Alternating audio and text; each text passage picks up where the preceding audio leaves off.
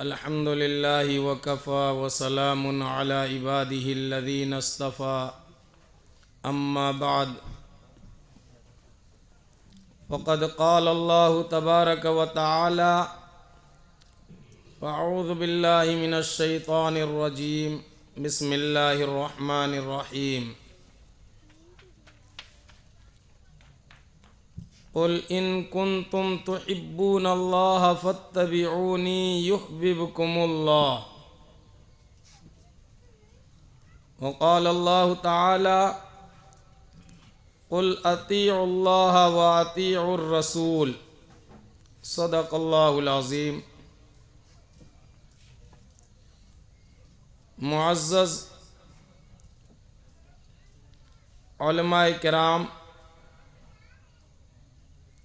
और मुअज़्ज़ज़ सामिईन किराम, पर्दा नशीन मेरी प्यारी माएँ और बहनें, ख़वातीनान इस्लाम,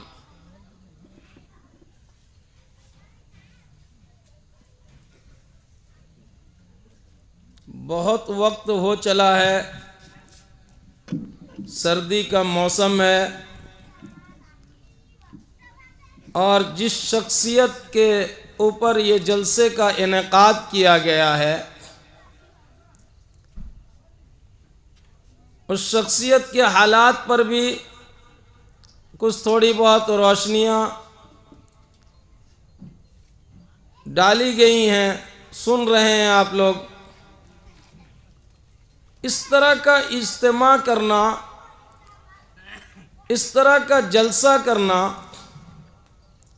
एक खैर व बरकत वाला है कि अल्लाह के वली के नाम पर, अल्लाह के एक नेक सालेह बंदे के नाम पर लोगों का इज्तिमा,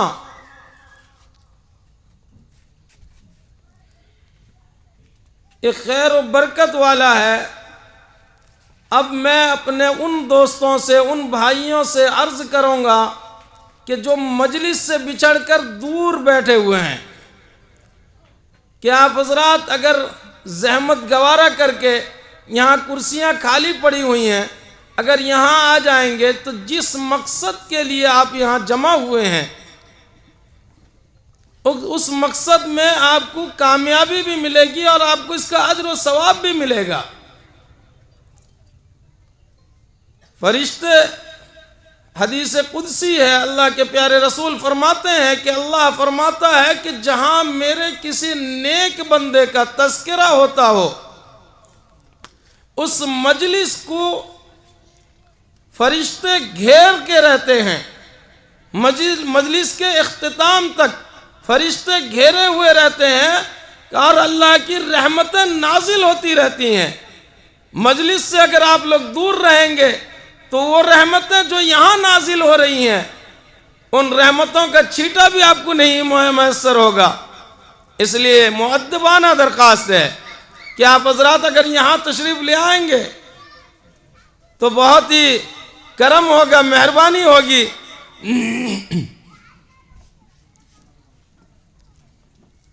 ये दुनिया फ़ानी है, इसमें कोई न रहा है न कोई रहेगा।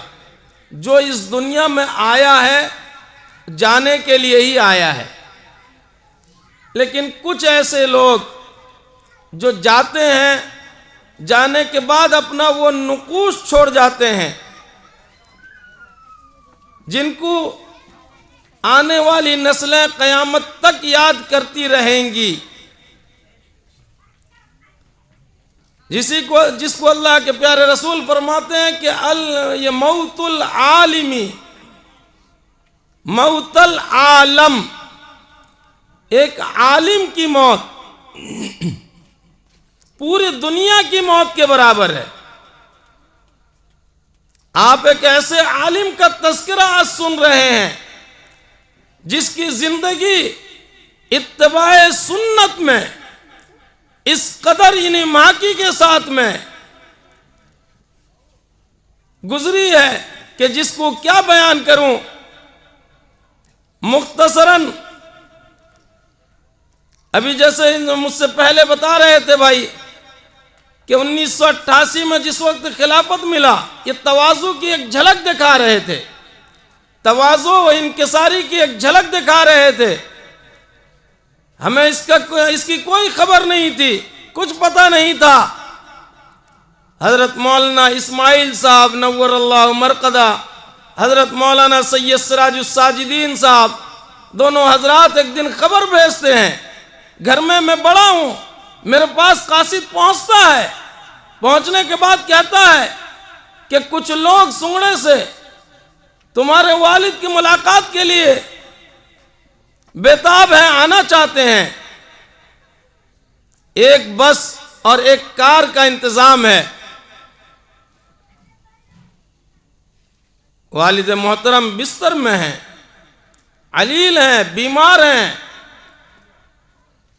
बुखार की तपिश इस कदर है कि पानी पट्टी दे दे के हम लोग परेशान, डॉक्टर दवाई दे देकर परेशान। 1 महीना मुसलसल बिस्तर पर पड़ के रहते हैं। उसके बाद ये हजरात बस का किसी तरह इंतजाम नहीं हो पाया। ये लोग सब गए हुए थे बालूबीसी। हज़रत मौलाना गुफरान साहब दामत बरकातुहुम का निकाह था, अब्द मसनून था। निकाह पढ़ा के वहीं से ये तीनों हजरात, हज़रत मौलाना सैयद इस्माइल साहब नव्वरल्लाहु मरक़दा, हज़रत मौलाना सैयद सिराजुस साजिदीन साहब और हज़रत मौलाना जलाल साहब दामत बरकातुहुम, ये तीनों हजरात एक साथ पहुँचते हैं।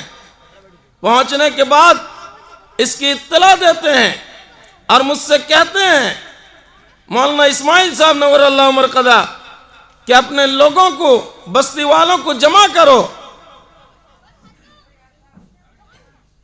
जाके बस्ती वालों को घर घर जाके लोगों को बुला के लेकर आया। लेकर आने के बाद उस वक्त जो बातें कही थी, वो बातें आज तक उसी तरह कानों में महफूज हैं। कि मौलाना इस्माइल साहब लोगों को मुखातब करके कहे, जानते हो जाबिर को क्या चीज मिली है? तुम्हें इसकी कोई खबर नहीं, तुम्हें इसके मुतालिक कोई जानकारी नहीं। ये अल्लाह का नेक बंदा, अल्लाह का बरगजीदा बंदा आज खिलाफत और नियाबत का ताज पहन कर आया है। उसके बाद वालिद मोहतरम के हालात पर कुछ रोशनी डालते हुए हज़रत मौलाना इस्माइल साहब ने कहा था कि जिस वक्त ये फारिग होकर आए, मौलाना जलाल साहब, मौलाना जाबिर साहब, मौलाना सैयद सिराजुस साजिदीन, ये तीनों, तो उनमें सबसे बच्चा, कम उम्र, दाढ़ी भी नहीं आई था तो वो जाबिर था। और सबसे पहला हमारा जो मुनाजरा हुआ था, वो मुनाजरा भद्रक के अंदर हुआ था। उस मुनाजरे में मैं ये तीनों को लेकर गया हूं, ये तीनों मेरे साथ हैं। उसमें जो सबसे कम उम्र ये था, ये मुझसे इजाजत लिया कि हजरत गुस्ताखी की माफी के साथ आपसे दरखास्त है कि पहले अगर मुझे मौका दे दिया जाता तो क्या ही बेहतर होता। तो मौलाना इस्माइल साहब नव्वरल्लाहु मरक़दा कहते हैं कि मैंने इजाजत दे दी, जा तू खड़ा हो। मद्दे मुकाबिल सामने है, उसमें जाबिर जिस वक्त माइक लेकर खड़ा हुआ, खड़ा होने के बाद ऐलान कर रहा है कि 3 सवाल करूंगा,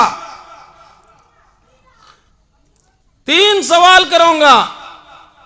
अगर इन सवालों के जवाबात तुमने सही सही दे दिए तो मुनाजरे की कार्रवाई आगे बढ़ेगी, वरना तो आगे नहीं बढ़ेगी। यही तुम्हें लिखना पड़ेगा कि हमने शिकस्त खाई। खुदा गवाह है, मस्जिद में ये बात कह रहे हैं, कौन कह रहा है? शेर ओडिशा कह रहा है कि मेरे पैर में कपकपी आने लगी, मैं तो परेशान हो गया। अब ये बच्चा नया नया अभी फारिग होकर आया है, न जाने इसके मुंह से क्या बातें निकल जाएं और हम सारे के सारे फंस जाएं, हमारी इज्जत खतरे में पड़ जाए, हम जलील हो जाएं। मौलाना इस्माइल साहब रहमतुल्लाह अलैह फरमाते हैं कि जिस वक्त पहला सवाल शुरू किया, पहला सवाल सुनना था कि मेरी खुशी की इंतहा नहीं रही, मेरी खुशी की इंतहा नहीं रही। कयामत तक कोई माई का लाल इस सवाल का जवाब नहीं दे सकता।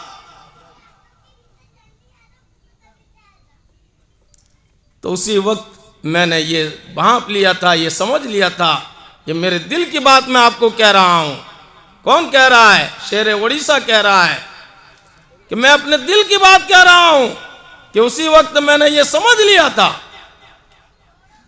कि इसको बड़ा होने के बाद में बुजुर्गियत मिलेगी, और आज इन आंखों ने देख भी लिया। तो ये बुजुर्गियत ये कहां से आई, कैसे आई? तरबियत देखिए, हमारा बचपना है। मैं भाइयों में सबसे बड़ा हूं, बचपना है। वालिद मोहतरम साथ लेकर हर जगह जाना आना करते थे।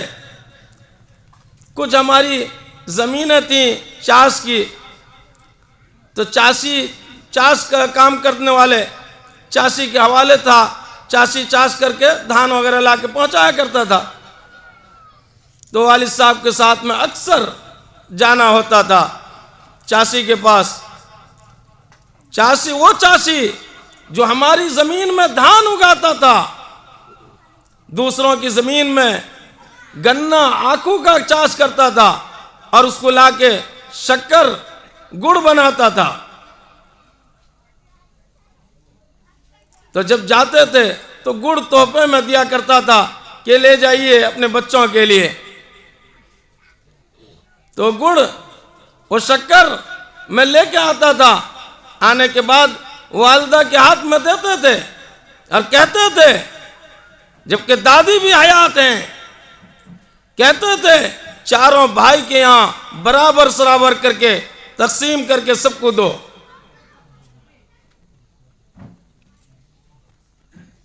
पूछने वाले ने पूछा कि तो आपके बच्चों के लिए दिया है, आप इसको इस्तेमाल करिए, आप अपने बच्चों में इस्तेमाल करवाइए। कुर्बान जाऊं, उनकी जबान से निकलता था, नहीं वो चाषी मेरा नहीं है, तन्हा मेरी जमीन का चाष नहीं कर रहा है, चारों भाई की जमीन का कर रहा है, लिहाजा चारों भाई का हक इसमें है। जरा जरा सी चीज इत्तिबाए सुन्नत में इस कदर मुनहमिक बीमारी का हालत है। और तो और क्या बताऊं, जो अमूमी तौर पर जो आपने कारनामाए अंजाम दिए हैं वो तो तारीख की औराक में सुनहरे हरफों में लिखे जाएंगे। आज से 10-15 साल पहले के हालात को देखिए, लोग जानते होंगे शादियों में कितनी खुराफातें होती थी। एक नाश्ते का, इसके साथ में बारात का, डिमाइन का, न जाने किन किन खुराफात के अंदर शादियां हमारी हुआ करती थी। यही मर्द कलंदर खड़ा हुआ बगैर किसी खौफ के, बगैर किसी डर के, अला इन्ना औलिया अल्लाही ला खौफुन अलैहिम वला हुम यहज़नून, किसी के कोई खौफ नहीं है, कोई डर नहीं है। खड़ा हो जाता है कि नहीं ये रस्म गलत है, इसको बंद करना होगा। बंद कैसे करें? अपने इलाके से शुरू करता है, अपने इलाके से खड़ा होता है। जरूरत पड़ी है लाठी की, लाठी लेकर खड़ा हुआ है। जरूरत पड़ी है रास्ते में सोने की, रास्ते में सोकर भी दिखाया है। 200-250 बारात लेकर आए हो, नहीं जा सकते, रास्ते में सो जाते थे, खुद पहले सोते, उनके साथ देखा देखी और लोग सो जाते, नहीं जा सकते तुम। ये कौन कर सकता था? उस वक्त दोस्त दुश्मन सारे के सारे इतनी गालियां, उलमा तबका भी हमारा सब बुरा भला कहने लगे। कहां से ले आए नई बात निकाल कर कि 50 आदमी से ज्यादा मजायद बारात नहीं जा सकता। बहुत सारी चीजें हैं, बहुत सारे वाकयात हैं। एक मर्तबा बालूबिस्सी टेंडा कोड़े के अंदर हज़रत मौलाना ताहिर साहब गयावी दावत बरकातुम भी स्टेज में रौनक अफरोज हैं। उस स्टेज में ये ऐलान करते हैं कि मेहर फातिमी वाजिब है, जरूरी है। उनकी दूरबीन निगाह को कौन बताएगा? कितनी दूरबीनी थी उनके अंदर। बता रहे हैं कि मेहर फातिमी का होना लाजिम है, जरूरी है। ये बयान करके नीचे उतर आते हैं।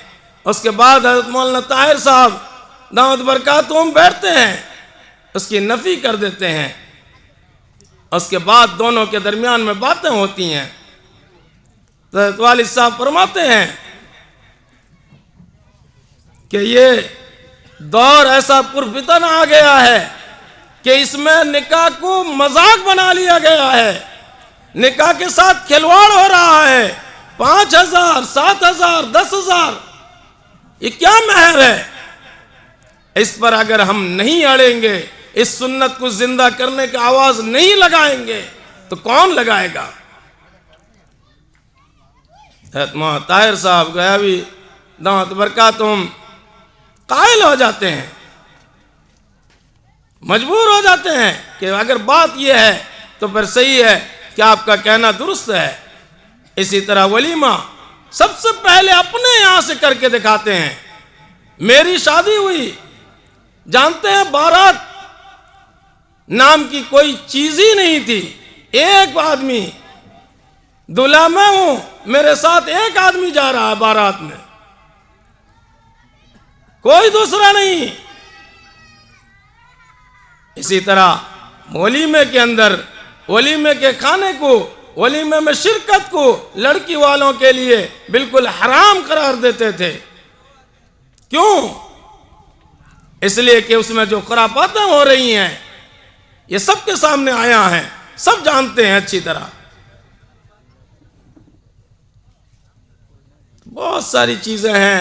आप मर्द मुजाहिद बनकर मैदान में उतरे और ऐसे ऐसे कारहाय नुमाया अंजाम दिए हैं जिनको बयान किया जाए तो वक्त तंग है। लेकिन अब ये सिर्फ ये है कि आपके अंदर ये खूबियां आई कहां से? इत्तिबाए सुन्नत की वजह से। आपको शुरू से, बचपन से शरीयत पर, सुन्नत पर अमल करते हमने देखा है। किसी चीज में सुन्नत के खिलाफ कभी नहीं देखा। ये थे आपके कमालात कि सुन्नत पर अमल करो, तमाम चीजें तुम्हारी हल हो जाएंगी। एक अदना सी चीज, एक वाकया कहकर मैं आपसे रुखसत हो जाऊंगा। एक मर्तबा का वाकया है। एक जगह जलसे में, तकरीर में, प्रोग्राम में गए हुए हैं। प्रोग्राम में उलमा जाते हैं तो उलमा को किराया दिया जाता है, कोई हदिया तहफ़ ला के पेश कर देते हैं। तो एक साहब थे जो रिश्तेदार भी थे, बहुत करीब के, बहुत ज्यादा मोहब्बत करने वाले, कुछ हदिया लाकर पेश करते हैं कि हजरत ये हदिया ले जाइए। ये आज की बात नहीं कर रहा हूं, 25-30 साल पहले की बात बता रहा हूं। आपने उस हदिये को लेने से इनकार कर दिया कि नहीं, ऐसा हदिया नहीं लूंगा मैं। जबकि आपके साथ जो दूसरे उलमा, बड़े चोटी के उलमा, वो लोग ले रहे हैं, लेकिन ये लेने से इनकार करके वहां से वापस आ जाते हैं। आने के बाद साहब मालूम करते हैं, कुछ लोग मिलकर जाके कोशिश करके किसी तरह ये बात को उगलवाएं कि क्या बात है, सारे उलमा हदिया लिए, आप क्यों नहीं ले, आपने क्यों इनकार किया, जबकि हदिया लेना सुन्नत है। तो आप फरमाते हैं कि नहीं, वह हदिया मेरे दिल के अंदर उज्ब आ गया था, ये सोच आ गया था कि यहां मुझे हदिया मिलेगा, मेरा नफ्स खुश हो गया था। कौन ये कह सकता है, अपने नफ्स को जलील करने के लिए, अपने नफ्स को नीचा करने के लिए, नफ्स को मात देने के लिए मैंने उसको हदिये को लेने से इनकार कर दिया, मुझे नहीं चाहिए। उसकी ख्वाहिश आ गई थी दिल में। हजरत अली रजी अल्लाह ताला अन्हु एक यहूदी को, जो आप सल्लल्लाहु अलैहि वसल्लम की शान में गुस्ताखी किया था, उसको मारने के लिए उसके सीने पर सवार हो जाते हैं। सीने पर सवार होने के बाद जब वो थूक देता है, थूक मारता है आपके चेहरे मुबारक पर, तो आप फौरन उतर जाते हैं। क्यों? मिसाल दे गए थे। वो चीज़ हमारे हज़रत वालिद मोहतरम की शान में, हज़रत वालिद मोहतरम की ज़ात में हमने बारहा देखा है। तो ये चीज़ें बयान करने का मकसद असल ही है कि जहाँ ये मजलिस ईसाले सवाब की है, उनके लिए दुआए मग़फ़िरत की है, वहीं इन चीज़ों को सुनने के बाद, इन चीज़ों को सुनने के बाद ये लाजिम है, ये ज़रूरी है कि कुछ ज़्यादा नहीं तो कुछ अपने अंदर भी इत्तिबाए सुन्नत की कोशिश करें, इरादा करें, मदद उसकी आएगी। अगर इरादा नहीं करेंगे तो कभी मदद नहीं आ सकती। कोई ज़मीन जायदाद नहीं छोड़कर गए, वालिद मोहतरम इस कदर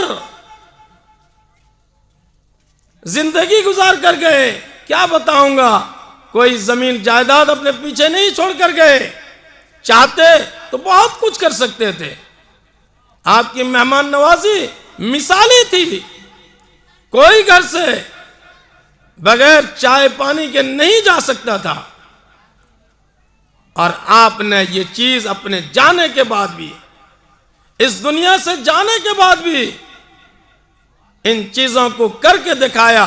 जो गए थे जानते होंगे कि कोई भूखा नहीं जा सकता, ऐलान करवाया गया, सबको खाना, सबका इंतजाम है। इतने कम वक्त में इतना बेहतरीन इंतजाम कर देना, ये भी अगर उसकी मदद शामिल हाल ना होती। जो शख्स अपनी जिंदगी में शरीयत और सुन्नत के खिलाफ जर्रा बराबर बर्दाश्त नहीं किया और उसके मुताबिक अपनी जिंदगी को गुजारा, तो उसके जाने के बाद उसके जानशीन, उसके औलादों पर कोई धब्बा न आने दे। अल्लाह ने वो इज्जत रखी, वो दिखाया, वो चीज़ करके लोग आए वहाँ से। ये सारी चीज़ें हमारे सामने आया हैं, हम देख रहे हैं। लिहाजा हमें अपने आप को कुछ अपने अंदर तब्दीली लाने की ज़रूरत है। ये वक्त है, अदलती बदलती ये दुनिया रहेगी, अदलती बदलती ये दुनिया रहेगी। अगर मर गया तो ये हसरत रहेगी। दुनिया से जाते जाते ये हसरत दे दे कर चले गए कि कुछ अपने अंदर भी पैदा करो अगर कुछ बनना चाहते हो। लिहाजा दुआ करें कि अल्लाह रब्बुल इज़्ज़त हमें उनके नक्श कदम पर चलने की तौफीक अता फरमाए और अपनी ज़िंदगी को सुन्नत के मुताबिक बनाने की तौफीक अता फरमाए, उनके दर्जात को बुलंद फरमाए। व आखिरु दावाना अल्हम्दुलिल्लाहि रब्बिल आलमीन।